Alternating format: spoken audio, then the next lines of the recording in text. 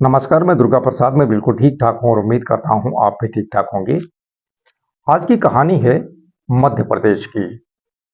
मध्य प्रदेश का एक जिला पड़ता है जिसका नाम है मैहर, और मैहर जिले का एक थाना है जिसका नाम है अमरपाटन। और इसी अमरपाटन थाना क्षेत्र का एक गांव है जिसका नाम है मोहरिया लालन। और इसी गांव में एक छोटे लाल कोल नाम के व्यक्ति अपने परिवार के साथ में रहते थे। मजदूरी मेहनत करने वाले व्यक्ति थे। कोई पुश्तैनी खेती बाड़ी इनकी थी नहीं, कोई अलग अन्य आढ़त थी नहीं, तो मजदूरी मेहनत करके ही परिवार का भरण पोषण करते थे। धीरे धीरे समय बीता और इनका एक बच्चा हुआ जिसका नाम रखा इन्होंने पेरमलाल। पेरमलाल का जो भरण पोषण है, पालन पोषण किए, ये भी बड़ा हुआ, युवा हुआ, शादी विवाह हुआ। और यह भी कोई पढ़ाई लिखाई का गांव में माहौल नहीं था।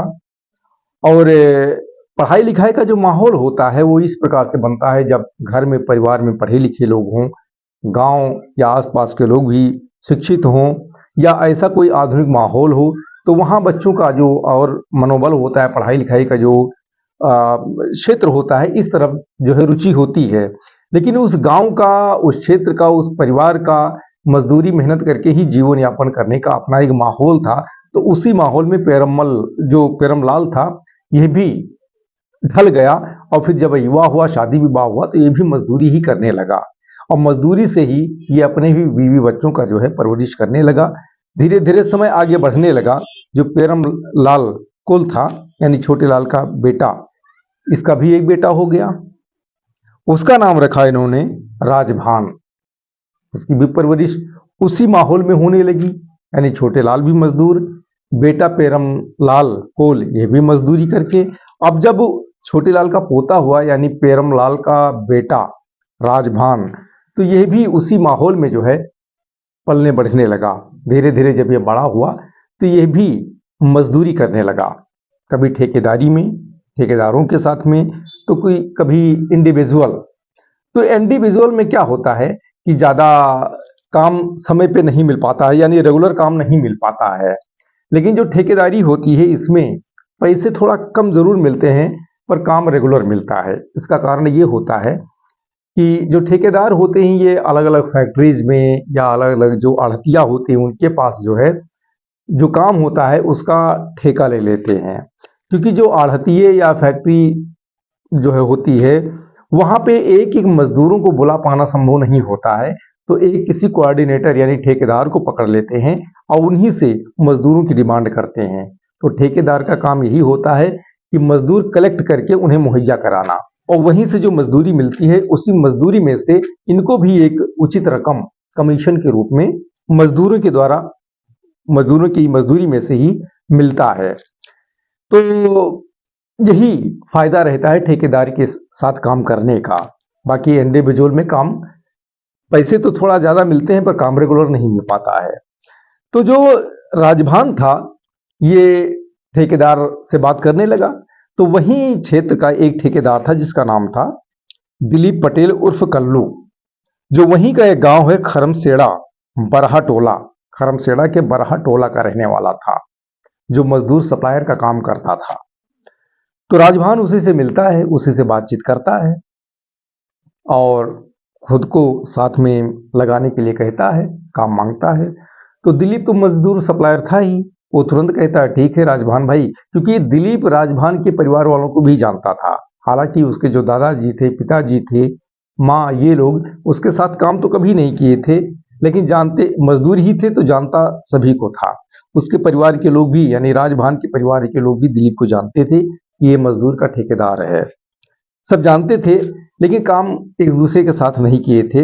लेकिन राजभान जब पहुंचा काम के तलाश में, वो काम उससे मांगा, तो जो दिलीप था ये राजभान को अपने साथ लगा लिया, बुला लिया कि ठीक है राजभान भाई, आप आइए हमारे साथ काम कीजिए, आपको रेगुलर काम मिलेगा, अच्छा दाम मिलेगा। उसके बाद में राजभान उसी दिलीप के साथ में काम पर लग जाता है ठेकेदारी में।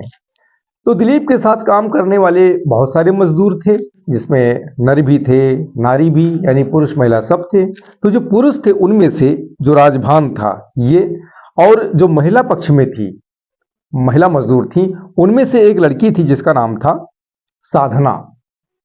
इन दोनों की उम्र लगभग लगभग सेम थी, 21-22 साल के ही आसपास में थी।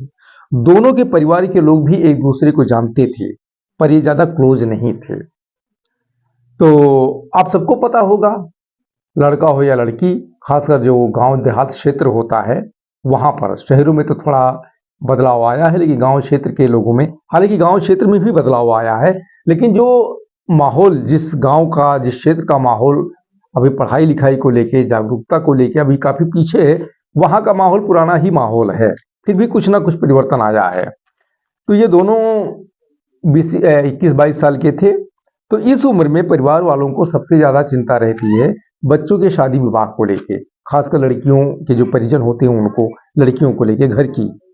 तो जो साधना है वो भी 21-22 साल की थी, तो उसके परिजनों को लगता है कि साधना बड़ी हो गई है, तो क्यों ना इसके योग्य कोई लड़का तलाश करके जो है, घर और वर तलाश करके इसके हाथ पीले कर दिया जाए, यानी शादी कर दी जाए। तो जो काम यहाँ हम लोगों के साथ रहकर करती है, वही काम अपने ससुराली जन और जो पति है उसके साथ मिलकर करेगी, और जो सामाजिक इज्जत मर्यादा है वो भी सेफ रहेगी। यही सोचकर जो है साधना के योग्य घर वर की तलाश में लग जाते हैं। अब जिसे बताया कि साधना के परिवार के लोग अपना राजभान के परिवार को जानते थे, पर ज्यादा क्लोज नहीं थे। अब जब परिवार के लोगों को लगा कि इसी परिवार में जो है राजभान नाम का लड़का है जो साधना की योग्य है, अच्छा खासा मजदूरी वो भी करता है, बाद में यह भी पता उनको चल गया कि साधना और राजभान ये दोनों जो है दिलीप के ही कस्टडी में काम करते हैं, यानी एक ही ठेकेदारी में काम करते हैं। तो साधना और जो राजभान था ये एक दूसरे के साथ में ही काम करते थे, दोनों एक दूसरे को जानते थे, जान पहचान थी। तो ये जानकारी जब साधना के परिजनों को हो जाती है, तो साधना के परिजनों को ये लगता है कि क्यों ना राजभान जब उसके योग्य है, मेहनत मजदूरी वो भी कर रहा है, कमा रहा है, और साधना के ही हम उम्र का है और योग्य है, तो क्यों ना उसी के साथ शादी कर दी जाए। तो परिवार के लोग जो है राजभान के परिजनों से मिलते हैं, छोटे लाल, पैरमलाल सबसे मिलते हैं, और उनसे जो है साधना की शादी के लिए चर्चा करते हैं, अपना राजभान की शादी के लिए साधना के साथ। तो जो परिवार के लोग होते हैं राजभान के, वो भी साधना के परिवार के लोगों को जानते थे। तो चर्चा दोनों परिवारों के बीच में होती है, और उनको भी ये पता चल जाता है कि राजभान और साधना ये दोनों साथ में ही काम करते हैं, दिलीप के ही अंडर में काम करते हैं। तो ये दोनों लोग जो है लगभग, इनका परिवार भी एक जैसा ही था, एक समान ही था, जो आर्थिक रूप से या काम धंधे को लेके मजदूर वाला ही परिवार दोनों पक्ष का था। तो परिवार के लोग जो है आपस में बातचीत करके इन दोनों की शादी जो है तय कर लेते हैं, पर इसकी जानकारी साधना को और राजभान को नहीं होती है। दोनों परिवार के लोग शादी तय कर लेते हैं। शादी जब तय हो जाती है उसके बाद इन दोनों को जानकारी होती है। तो जो राजभान था वो साधना को जानता था, परिवार वाले जो डिसीजन लिए थे साधना के साथ शादी करने के लिए, उसे सहमत हो जाता है, यानी वो सहमत रहता है राजभान। पर जो साधना होती है ये खुलकर कुछ नहीं बोल पाती है, लेकिन ये असहमत होती है, ना अपने परिवार से कुछ बोल पाती है, ना राजभान जो होता है उससे कुछ बोल पाती है। ये सीधा जाके दिलीप से मिलती है। इसका कारण दिलीप और साधना के बीच कई सालों से अफेयर था, दोनों प्रेमी प्रेमिका थे, पर किसी को जानकारी नहीं थी। इस रिलेशन की जानकारी इन दोनों को ही थी। अब जब राजभान के साथ उसकी शादी तय हो जाती है, परिवार के लोग तय कर देते हैं, ये जानकारी जब साधना को होती है तो दिलीप से मिलकर और उनसे कहती है कि अगर शादी हो जाएगी तो हम दोनों का जो रिलेशन चल रहा है इतने दिनों से, अब मिल पाना संभव नहीं हो पाएगा, ये रिलेशन टूट जाएगा। और साधना ये रिलेशन खत्म नहीं करना चाहती थी, दिलीप भी चाहता था कि साधना के साथ जैसा रिश्ता चल रहा है चलता रहे, लेकिन साधना ये भी कहती है कि शादी हो जाएगी तो इसकी जानकारी जब ससुराल के लोगों को हो जाएगी, पति को हो जाएगी, तो फिर इसमें बाधा उत्पन्न होगी, फिर रिलेशन को तोड़ना पड़ेगा। इस प्रकार की बातचीत करती है। तो दिलीप कहता है कि साधना तुम चिंता मत करो, तुम शादी कर लो जहां परिवार के लोग कहते हैं, क्योंकि अगर इसका विरोध करोगी तो परिवार के लोग पूछेंगे कि आखिर ऐसा क्यों शादी नहीं करना चाहती हो अपना राजभान के साथ में। तो जो हम दोनों के बीच का रिश्ता है इसका खुलासा हो जाएगा। इससे क्या होगा, जो बाधा, जिस बाधा से हम लोग डरते हैं वो बाधा तो उत्पन्न हो ही जाएगी, साथ साथ सामाजिक बदनामी का सामना भी करना पड़ेगा। लेकिन अगर शादी कर लेती हो तो इससे हम लोग बच जाएंगे, इस बदनामी से, और ये रिश्ता हमारा आगे चलता रहेगा शादी के बाद भी। क्योंकि जो राजभान है ये साथ में ही काम करता है, दोस्त है, घर पे आना जाना हो जाएगा, दोस्ती और क्लोज कर दिया जाएगा, और फिर जिस प्रकार से रिलेशन चल रहा है ये रिलेशन आगे बढ़ता रहेगा। इसी प्रकार से जो है साधना को समझाता है, साधना को संतुष्ट करता है, उसके बाद साधना मान जाती है, और उसके बाद एक डेट और एक मुहूर्त निकालकर दोनों परिवार के लोग साधना और राजभान की शादी जो है पिछले साल यानी 30 अप्रैल 2025 को जो है संपन्न करा देते हैं। अब दोनों की जब शादी हो जाती है तो साधना अपने मायके से, इसका मायका जगराही गांव वहीं पास में पड़ता था, वहां की रहने वाली थी इसका परिवार, तो जगराही गांव से ये सीधा अपने ससुराल मोहरिया लालन यानी राजभान के घर पर आ जाती है, और यहाँ अपने पति राजभान और ससुराली जनों के साथ में रहने लगती है। अब दिलीप के ठेकेदारी में ही काम करने अपने मायके से भी ये आती थी, अब ससुराल से जाने लगी, राजभान के साथ यानी अपने पति के साथ जाने लगी। अब जिस प्रकार से काम पहले चलता था उसी प्रकार से काम चलता रहता है, पर इन दोनों की जो दोनों के बीच जो रिश्ता होता है दिलीप और साधना के बीच, इसकी जानकारी शादी के बाद भी किसी को नहीं हो पाती है, बल्कि ये रिश्ता कंटिन्यू रहता है। दिलीप अब जो है पहले राजभान के साथ वहीं जो साइट होता था वहीं मेल मुलाकात करता था, दोस्ती थी, साथ में दारू शराब भी पी लेते थे, लेकिन शादी के बाद दिलीप अब घर पर आने लगा राजभान के, और एक हिसाब से घरेलू संबंध बना लिया। घर वालों का हेल्प, राजभान का हेल्प, जो साधना थी उसका सहयोग, इससे जो परिवार के लोग थे राजभान की वो भी दिलीप पर काफी खुश रहते थे। सीधे साधे परिवार, मजदूरदार परिवार, ये लोग ऐसा खेल खेल रहे हैं, परिवार को कोई जानकारी नहीं, राजभान को भी कोई जानकारी नहीं, इन दोनों का रिलेशन चलता रहा। सभी लोगों को लगा कि भाई दिलीप जो है बहुत ही कोऑपरेटिव है, बहुत ही अच्छा लड़का है, बहुत ही अच्छा आदमी है, रिलेशन चलता रहता है। शादी को करीब जब 10 महीना हो जाता है, इसी बीच किसी माध्यम से जो पति होता है राजभान, इसको पता चल जाता है साधना और दिलीप के बीच के रिलेशन का। अब ये जानकारी जब होती है तो दिलीप को जो है ऐतराज जताता है, आपत्ति जताता है, पत्नी जो होती है उसको रोकता है, टोकता है, उस पर निगरानी शुरू कर देता है, पर यह जानकारी ना अपने परिवार के लोगों को देता है और ना ही इस जानकारी को लीक होने देता है, क्योंकि उसे लगता है कि अगर परिवार के लोगों को जानकारी हो जाएगी तो भी बड़ी बेइज्जती होगी, यानी परिवार के बीच हंसी का पात्र बन जाएगा कि अपनी बीवी को नहीं संभाल पा रहा है, और अगर समाज में खुलासा हो जाता है तो समाज के बीच भी हंसी का पात्र बनना पड़ेगा, घर परिवार की भी बदनामी होगी। तो इसीलिए न परिवार में किसी को बताता है, न समाज में ओपन होने देता है, बल्कि अंदर ही अंदर साधना को कोसना शुरू कर देता है, उस पर निगरानी बैठा देता है, यानी निगरानी शुरू कर देता है। अब इससे जो दिलीप और साधना की मेल मुलाकात होती थी उसमें बाधा उत्पन्न होने लगा। कुछ दिन तक ऐसे चला, उसके बाद साधना एक दिन समय निकालकर दिलीप से मिलती है, बताती है कि हम दोनों के संबंध की जानकारी जो राजभान है उसको हो गई है, अब वो अब हमारी निगरानी करता है, अब मेल मुलाकात हो पाना संभव नहीं है, ये बाधा उत्पन्न कर रहा है। यह बात दिलीप को बताती है तो दिलीप कहता है फिर क्या किया जाए, अब इसी प्रकार से अगर रहा तो फिर कैसे चलेगा काम, मेल मुलाकात तो जरूरी है। तो साधना कहती है फिर मिलेंगे कैसे, क्योंकि इस तरह पति के सामने खुलेआम तो नहीं मिल सकते हैं, इससे पति के बीच में तो दिक्कत होगी ही। जो अभी पति हमसे ही बात कर रहा है फिर आगे चल के परिवार को जानकारी हो जाएगी, समाज को जानकारी हो जाएगी, फिर हम तो कहीं मुंह दिखाने के लायक नहीं रह जाएंगे, ये दबाव बनाती है। और साधना कहती है दिलीप से कि कुछ बीच का रास्ता निकालो, ताकि जो है मेल मुलाकात भी बंद ना होने पाए, बदनामी भी ना हो, और पति जो हमारी मेल मुलाकात में बाधा उत्पन्न कर रहा है वो बाधा भी समाप्त हो जाए। लेकिन वो यानी साधना वो पति राजभान को नुकसान नहीं पहुंचाना चाहती थी और इससे बचना चाहती थी, परिवार की बदनामी भी नहीं होने देना चाहती थी और दिलीप के साथ रिश्ते को भी नहीं छोड़ना चाहती थी, समाप्त करना चाहती थी।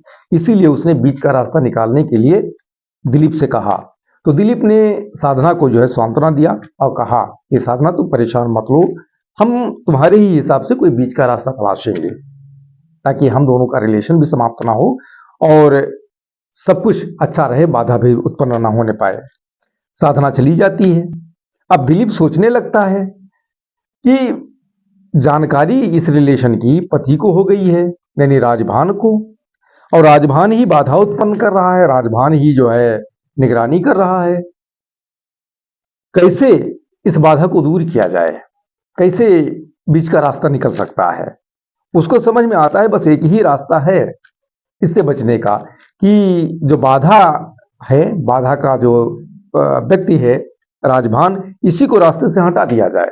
अगर ये हट जाएगा, यदि समाप्त हो जाएगा, तो सारी बाधा अपने आप समाप्त हो जाएगी। इसे लगता है यही सबसे सटीक तरीका है, पर इसकी जानकारी जो दिलीप होता है साधना को नहीं देता है। इसका दोस्त था एक दिलीप का, इसी के गांव का, यानी खरमसेड़ा बरहा टोला का ही। नाम था विजेंद्र कुमार कुशवाहा उर्फ बिज्जू। इससे मिलता है। दिलीप और ये विजेंद्र, ये दोनों दोस्त थे। विजेंद्र से साधना के बीच जो रिलेशन था, यानी दिलीप और साधना का जो रिलेशन था, ये जानकारी दिलीप अपने दोस्त विजेंद्र को देता है और यह भी बताता है कि उसका पति अब जो है बाधा उत्पन्न करने लगा है, निगरानी करने लगा है, जिससे हम दोनों मेल मुलाकात नहीं कर पाते हैं और रिलेशन तोड़ना नहीं चाहते हैं। मेल मुलाकात भी बंद नहीं होना चाहिए, ऐसा चाहते हैं, लेकिन अब करें तो क्या करें, उसका पति जो है बहुत ज्यादा बाधा उत्पन्न कर रहा है। तो विजेंद्र कहता है तो क्या किया जाए बताओ। तो जो दिलीप होता है बताता है अपना प्लानिंग, अपने विचार, कि हम चाहते हैं कि जो राजभान है उसका पति, उसको ही रास्ते से खत्म कर दिया जाए। तो विजेंद्र कहता है तो ठीक है, अगर ये काम सरल आपको लगता है और इससे अगर आपका काम हो जाता है, आपका रिलेशन मेंटेन रहता है, तो कर दो। तो इस कार्य में जो है, जो दिलीप होता है ये विजेंद्र से जो है मदद मांगता है।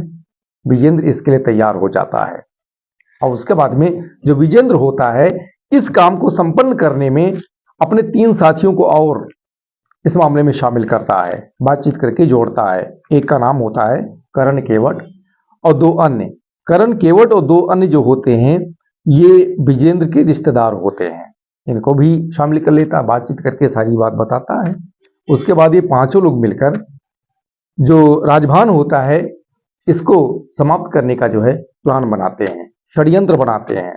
अब कैसे क्या करना है, सारा षड्यंत्र जब इनका बन जाता है, प्लानिंग बन जाती है, उसके बाद 3 तारीख को यानी 3 अप्रैल 2026 की बात है, शाम को 7 बजे दिलीप जो है ये राजभान को जो है फोन करता है शाम को 7 बजे और कहता है कि राजभान भाई आइए शराब की पार्टी हो जाए, कुछ दोस्त और आए हुए हैं। तो राजभान इसके लिए तैयार हो जाता है क्योंकि राजभान को इनके प्लानिंग की कोई जानकारी नहीं थी। तो ये तैयार हो जाता है। तो शाम को 7 बजे फोन पे बात करते करते अपने घर से निकलता है और गांव से बाहर एक पुलिया होती है, वहां जाता है और वहां ये 4 लोग जो है, यानी दिलीप, विजेंद्र और 2 साथी जो विजेंद्र के थे, अपना जो 3 साथी इनके थे, करण केवट और 2 अन्य, ये 5 लोग वहां पर उपस्थित होते हैं। पुलिया पर जाता है राजभान और वहां सब लोग एक गाड़ी रखते हैं, उसी गाड़ी पे इसको बैठाते हैं राजभान को और लेके चल देते हैं। कुछ आगे जाते हैं तो शराब का ठेका होता है, वहां से शराब खरीदते हैं, कुछ खाने पीने का सामान लेते हैं और उसके बाद में ये लोग वहां से करीब 1 किलोमीटर दूर एक जगह है पड़क्का इंडस्ट्रियल एरिया और इसी के पास में एक स्कूल है जिसका नाम है संदीपन स्कूल और इसी संदीपन स्कूल के पास में एक नाला है, बड़ा सा नाला जिसका नाम है झिन्ना नाला। इसी के पास एक दूसरे छोर पर जो है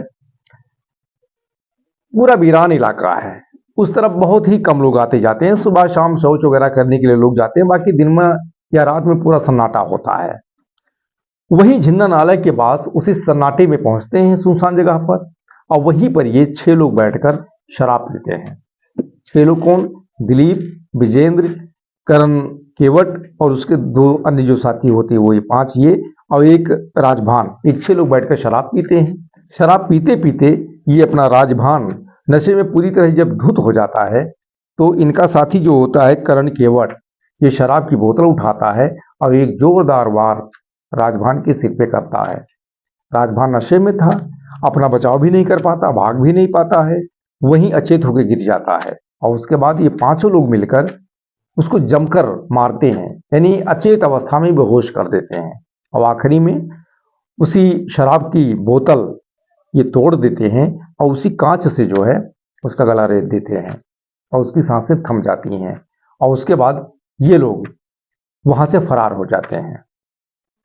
अब इधर जो परिवार के लोग होते हैं राजभान के, ये घर से 7 बजे निकला था, उसकी तलाश में जुट जाते हैं, फोन करते हैं तो फोन उसका स्विच ऑफ, रात देर हो चुकी थी।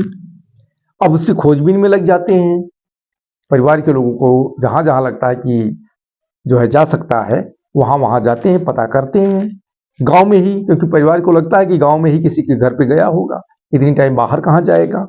गांव में जब वो जाता है, परिवार के लोग जाते हैं तो गांव के ही कुछ लोगों से पता चलता है कि 7 बजे के करीब जो राजभान है ये गांव से बाहर निकला था और पुलिया पे, गांव की जो पुलिया है, पुलिया पे दिलीप सहित 5 लोग और थे, 4-5 लोग थे, उनके साथ गाड़ी में बैठकर कहीं गया है।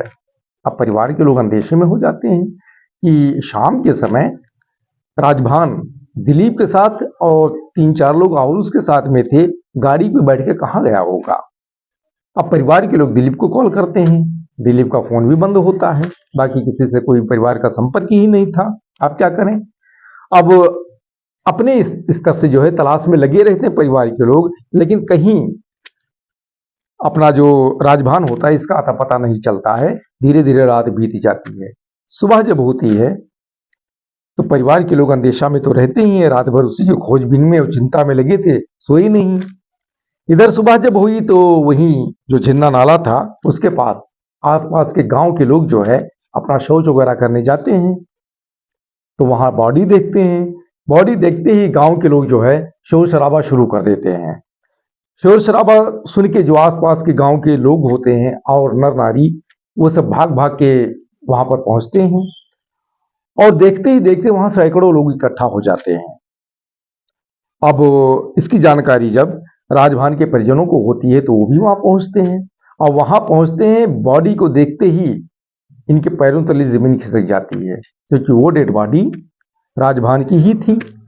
अब तुरंत परिवार के लोग अपना चिल्लाना रोना शुरू कर देते हैं, चीख पुकार, और तुरंत परिवार के लोग पुलिस को कॉल करते हैं, डायल 112 को। सूचना पाकर कुछ ही देर में डायल 112 की पुलिस घटनास्थल पर पहुंच जाती है और डेड बॉडी को अपने कस्टडी में लेती है और उसके बाद डायल 112 की पुलिस ही स्थानीय थाना जो होता है अमरपाटन, वहां सूचना देती है। सूचना पाकर अमरपाटन थाना के जो थाना इंचार्ज होते हैं, मैं दल बल के साथ कुछ ही देर में घटनास्थल पर पहुंच जाते हैं। यहाँ डेड बॉडी अपनी कस्टडी में लेकर सभी को, जितनी भीड़ वहां इकट्ठा थी सबको दूर करते हैं, मौके पर मुआयना करते हैं और उसके बाद जो आला अधिकारी होते हैं पुलिस के जिला स्तर के, उनको सूचना भेजी जाती है। सूचना पाकर जो आला अधिकारी होते हैं, बड़े अधिकारी होते हैं, वो भी कुछ ही देर में घटनास्थल पर पहुंचते हैं। फॉरेंसिक टीम बुलाती हैं और डॉग स्क्वाड आता है। सभी अपने अपने स्तर से काम करने लगते हैं। डॉग स्क्वाड अपना काम करने लगता है, जो फॉरेंसिक टीम होती है साक्ष्य संकलन करने लगती है और उसके बाद में पंचनामा करने के बाद डेड बॉडी को राजभान के पोस्टमार्टम के लिए भेज देते हैं और उसके बाद में पुलिस अपना जांच पड़ताल में लग जाती है। तो जो अपना राजभान के दादाजी होते हैं वो यही बताते हैं कि गांव वालों से पता चला कि कल शाम को जो है दिलीप और उनके साथ कुछ दोस्त थे, उन्हीं के साथ गाड़ी में बैठकर राजभान कहीं गया था और रात भर खोजबीन किया गया लेकिन कहीं नहीं मिला। इतनी टाइम डेड बॉडी मिली, यानी सुबह डेड बॉडी उसकी मिली। और उसके बाद में जो है जो छोटेलाल होते हैं राजभान के दादाजी, उन्हीं की तहरीर पे पुलिस जो है केस दर्ज करती है, यानी धारा 103(1) और 238 BNS के तहत केस दर्ज करके पुलिस जांच पड़ताल शुरू कर देती है। तो जांच पड़ताल का जो दायरा होता है इलेक्ट्रिक वे में लेती है, इलेक्ट्रॉनिक वे में लेती है। यानी सबसे पहले जो अपना राजभान होता है इसका मोबाइल नंबर अर्जित करती है परिवार वालों से और वहां सीडीआर निकालती है और बारीकी से जब उसे रेडी करती है तो आखिरी कॉल, आखिरी बातचीत राजभान की दिलीप के ही साथ में हुई थी। अब इधर जो राजभान के दादाजी थे ये भी पुलिस को यही बताए थे कि दिलीप के साथ शाम को गांव के कुछ लोगों ने जाते देखा था और दोस्तों के साथ में। इधर आखिरी कॉल भी यही मिली पुलिस को। उसके बाद में पुलिस जो है दिलीप को उसके घर से यानी खरमसेड़ा बरहा टोला से अपनी हिरासत में ले लेती है। हिरासत में लेके उसे थाने आते हैं और यहाँ पूछताछ करते हैं। तो जो दिलीप होता है ये सबसे पहले पुलिस को गुमराह करने का प्रयास करता है जिसे बाकी आरोपी करते हैं, लेकिन पुलिस को इस पर संदेह रहता है और प्रमाण भी इसी का होता है कि इसी के साथ आखिरी बातचीत हुई थी। तो पुलिस को भी लगता है इसी ने कुछ किया है। तो पुलिस जब सख्ती से पेश आती है तो ये टूट जाता है और पुलिस के समक्ष अपने गुनाह ये कबूल कर लेता है और इस पूरी कहानी को पुलिस के सामने बयां कर देता है जो मैंने अभी आपको सुनाई है। और उसके बाद जो दिलीप होता है यही विजेंद्र का नाम बताता है। उसके बाद विजेंद्र के घर पे पुलिस जो छापा दबिश देती है, विजेंद्र को भी गिरफ्तार कर लेती है। और उसके बाद में जो बाकी होते हैं करण केवट और अन्य दो साथी, पुलिस उनकी भी तलाश में जुट जाती है, लेकिन पुलिस के हत्थे वो नहीं चढ़ पाते हैं। इससे पहले जो अपना दिलीप और विजेंद्र होते हैं पुलिस इन पे संबंधित धाराओं में केस दर्ज ही कर चुकी थी। इन्हें आधिकारिक रूप से गिरफ्तार करके और स्थानीय अदालत में पेश करके इन्हें न्यायिक हिरासत में जेल भेज दिया जाता है। और पुलिस आगे जो ये 3 लोग फरार होते हैं, अपना करण केवट और उसके 2 और साथी, उनकी तलाश में संभावित ठिकानों पे पुलिस जो है अपना दबिश देना शुरू कर देती है। ये सूचना हमें मिली है तब तक इन तीनों की गिरफ्तारी नहीं हो पाई थी। पुलिस अपने स्तर से लगी हुई थी, लेकिन आज नहीं कल देर सबेर पुलिस के हत्थे वो चढ़ी ही जाएंगे और आखिरी में इन्हें भी जेल जाना ही पड़ेगा, क्योंकि गुनाह ही इन्होंने कुछ ऐसा किया है। एक व्यक्ति की जिंदगी इन लोगों ने छीन ली है और जेल जाना जरूरी भी है। तो दोस्तों आज की यही कहानी है। इस कहानी को सुनाने का उद्देश्य मेरा किसी को परेशान करना नहीं है, किसी को ठेस पहुंचाना नहीं है, बल्कि जागरूक करना है और आपको जानकारी देना है। कहानी अगर अच्छी लगी हो तो वीडियो को लाइक करें, शेयर करें और कमेंट में अपनी राय लिखकर हमें जरूर भेजें। और चैनल पर नए हैं तो सब्सक्राइब अवश्य कर लें। बहुत बहुत धन्यवाद। जय हिंद।